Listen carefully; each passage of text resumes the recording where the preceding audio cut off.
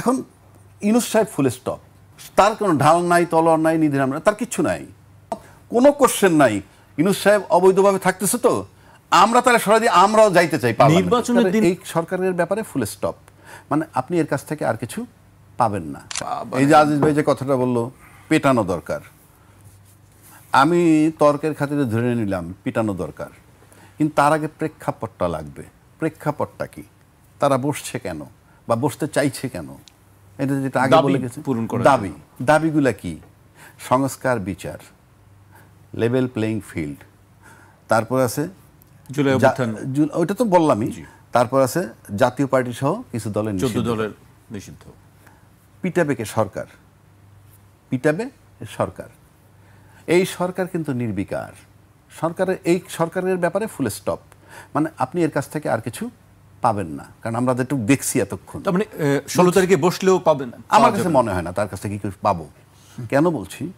পেটানো দরকারটার তার আগে আরও তো রাজনৈতিক দল আছে, যে কথাটা আমি আবার খুব সুনির্দিষ্ট, খুব সূক্ষ্মভাবে বলছি, খেয়াল রেখেন।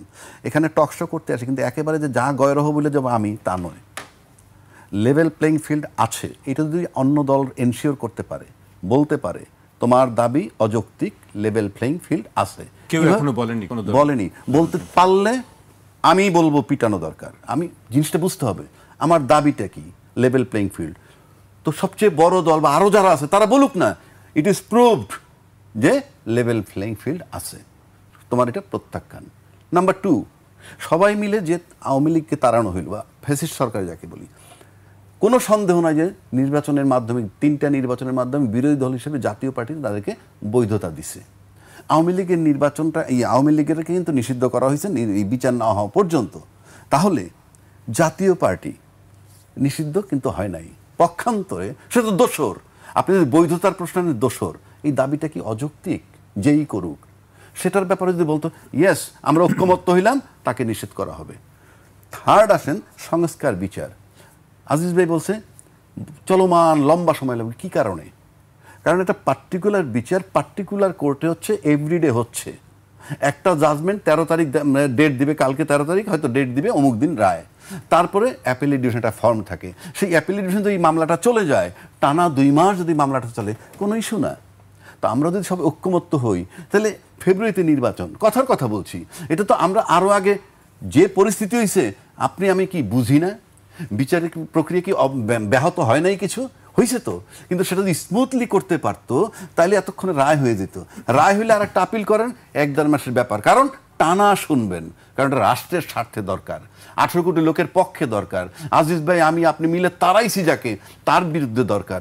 এটার জন্য বছরের পর বছর লাগবে। ইটস জাস্ট ভেগ টার্ম, যদিও মামলায় বছরের পর বছর লাগে, কিন্তু এটা তো স্পেশাল সিচুয়েশনে, স্পেশাল কোর্টে, স্পেশাল মামলা স্পেশালি করা হচ্ছে। সুতরাং ইটস লং, এই মামলাটাই তো ডেইলি হবে, আইনের বিধানই আছে প্রতিদিন করার, কথার কথা বলছি। কিন্তু এগুলো খোরা অজুহাত। কিন্তু সব রাজনৈতিক দল যদি বলতে পারে যে ইয়েস লেভেল প্লেইং ফিল্ড আছে, জাতীয় পার্টির অধিকার নাই, এবং বিচার রায় অলরেডি একটা হয়ে গেছে, তোমার বাড়ি যাও, তারপর যদি না যায় অবশ্যই পিটাই উঠায় দেওয়া দরকার।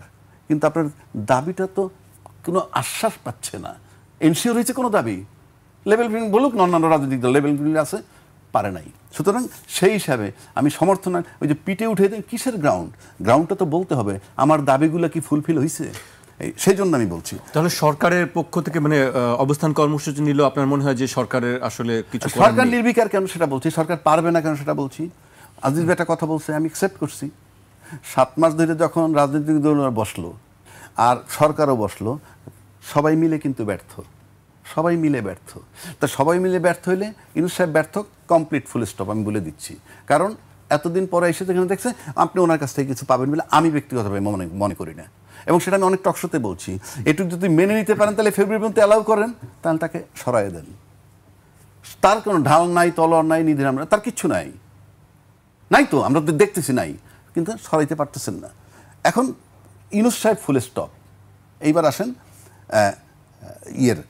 রাজনৈতিক দল, তারাও ব্যর্থ হয়েছে, কারণ 7 মাসে পারে নাই। ইউনূস সাহেব বলছে 7 দিনের মধ্যে আপনারা দাও, নাইলে আমরা সিদ্ধান্ত দিব। ওইদিকে রয়ে গেছে তাদের প্রতারণার অপবাদও তারা নিছে। আমি এটা অনেক জায়গায় বলছি, এখনও বলছি, প্রতারক সরকারের অধীনে নির্বাচন চাওয়াটা সে যে নির্বাচনের দিন প্রতারণা করবে না তার কোনো গ্যারান্টি নেই। তারপর আমরা নির্বাচন চাচ্ছি, এটা আজিজ ভাই যেটা বলছেন একমত, কোনো কোশ্চেন নাই।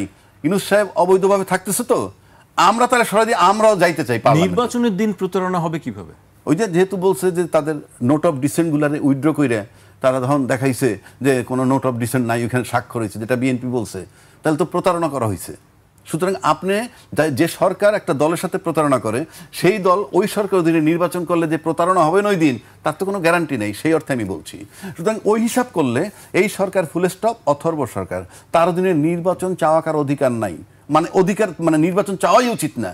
উপরন্তু আমি বলবো রাষ্ট্রের রাজনীতিবিদরা আমরা দেখলাম, ইউনূস সরকারও দেখলাম, নির্বাচন না রাজীব ভাই, নির্বাচন না চাইলে তাহলে কি এইভাবেই চলতে থাকবে? না না না, আমি তা বলছি না। আমি বলছি যে আমি তো নির্বাচনের পক্ষে, কিন্তু আমরা এই যে দাবি দেওয়া সবই তো রয়েছে, আপনি তো ক্লিন করতে পারেন না রে ভাই। আপনি তো নির্বাচনে যাবেন কেমনে? এই যে বসবে 16 তারিখ থেকে, তাকে উইথড্র করার জন্য যে কন্ডিশনগুলো আমি দিলাম, আপনি বলে দেন লেভেল প্লেইং ফিল্ড আছে। কে বলবে? আমরা বলি।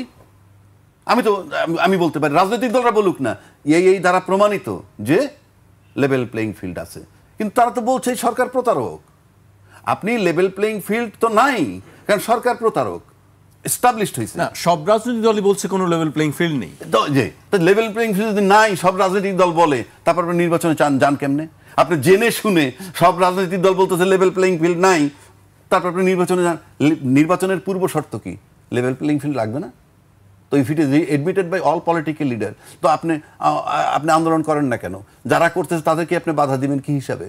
সবশেষে যেটা আমি বলবো, রাষ্ট্রের দায়িত্বশীল এবং ক্ষমতাধর কিছু স্টেক হোল্ডার আছে। দায়িত্বশীল এবং ক্ষমতাধর স্টেক হোল্ডার। কেন বলছি আমি এই কথাটা? যে এইরকম সিচুয়েশনে এই ক্ষমতাধর স্টেক হোল্ডার খুঁজি। এখন যদি বলেন ক্ষমতাধর আর্মি, তাকে দরকার আছে আমার, তাকে আমার দরকার আছে। কারণ এরকম ক্রাইসিস টাইমে, ওই বন্যা দুর্গত যখন হয়, সবই তো আর্মিরা গিয়ে করে। তো এরকম ক্রাইসিস টাইমে দরকার আছে। দরকার থাকলে সেই স্টেক হোল্ডাররা মিলে একটা জায়গায় যেতে হবে, জায়গায় গিয়ে আপনাকে এনশিওর করতে হবে। আর একটা ব্যাপার আপনাকে দেখতে হবে যে ফেব্রুয়ারিতে নির্বাচন দেওয়ার পরও তার বিরুদ্ধে যখন এত কথা হচ্ছে, তার মানে কি? এই যে নির্বাচনে কিন্তু দুইটা খেলা হচ্ছে এখানে। একটা খেলা হইল এই যে নির্বাচন হলে ইউনূস সাহেবের চলে যেতে হবে, এটা একটা প্রক্রিয়া। ইউনূস সাহেবের অপসারণ কিন্তু কে কে চায় সেটা বলছি। পতিত সরকার যে আছে, তার যে শক্তিটা, সেই শক্তি কিন্তু ইউনূস সরকারের অপসারণ চায়, ডেফিনেটলি চায়। কারণ তার সরানোর পরে ইউনূস সাহেব বসছেন।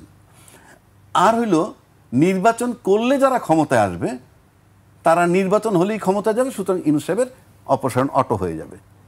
এখন প্রশ্ন হচ্ছে যে এই যে আওয়ামী লীগের লকডাউন এবং ওই পতিত শক্তি, তারা ইউনূস সাহেবের ফেব্রুয়ারি পর্যন্ত মেনে নিতে পারতেছে কিনা। যদি ইউনূস সাহেবের অবস্থানটা ফেব্রুয়ারি পর্যন্ত ওই পতিত সরকার বা পতিত শক্তিটা মেনে নিতে পারে, তাইলে হয়তো নির্বাচনটা হতেও পারে।